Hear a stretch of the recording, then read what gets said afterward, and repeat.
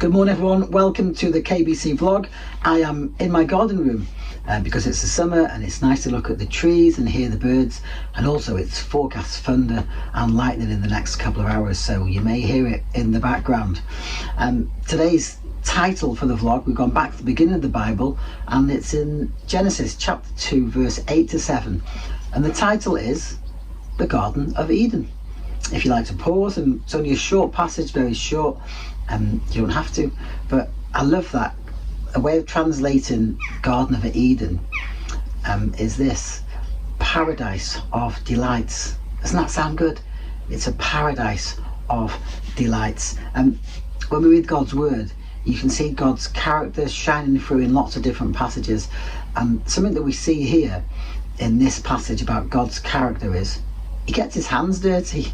He's creating, planting trees, he's making a paradise, a beautiful thing for his favourite creation. He's creating a paradise of delights for Adam and Eve to enjoy, to live in. I'm not sure about you, but what do you think about when the Garden of Eden is mentioned? Because it's easy to fall into the trap of thinking, that's where God gave them boundaries and he gave them that rule, don't eat from the fruit from the tree. Well, it's easy to do that, and we all do it, but we miss what he says generally in that passage. God creates an amazing space full of amazing things. He doesn't just say, don't do this, don't do that. It's not a place of rules. There is one rule, but he's created something that's amazing. He's created paradise for them to enjoy. Verse 9 says this: all of it was pleasing to the eye and good for food. It was good to eat. So it was good to look at, and it was good to eat. So it had a purpose for them to enjoy it and to get nourishment from it. If we create something that's beautiful, what do? Do we invite people around to come and visit our homes or to go somewhere nice, and then we want them to go away? God doesn't do that. He creates their best. He creates the best, and he gives it to them to enjoy all the time. He puts effort into them. He gets his hands dirty to create the best space. And he doesn't say just visit me once a week. He says, here, it's yours. And then God visits them for fellowship, as it says later on. He walked in the cool of the evening. He came to visit them to enjoy fellowship together in God's paradise of delights.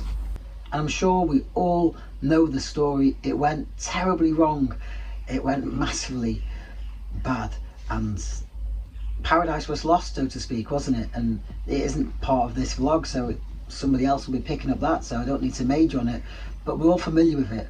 Adam and Eve had to leave the Garden of Eden, and it was lost. And jump forward a few thousand years, and in the New Testament Jesus is described as the gardener. And when he was on the cross, a man said to him, have mercy today on me. Another man on the cross. What did Jesus say? Today you will be with me in paradise. There's that word paradise again. And Jesus lives today. He's still alive, he's still active, and he lives to invite people back to that paradise, so to speak, that paradise that was lost.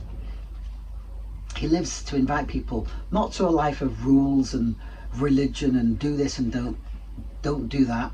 He lives to invite people to a life of freedom, a life that's free to enjoy, and to enjoy the best that God has, to enjoy the life, so to speak, as it says in John, who the Son sets free shall be free indeed. So that we're set free to enjoy a new life, to enjoy a life of fullness. God's got good things for us to do. It's full. It's not a boring life.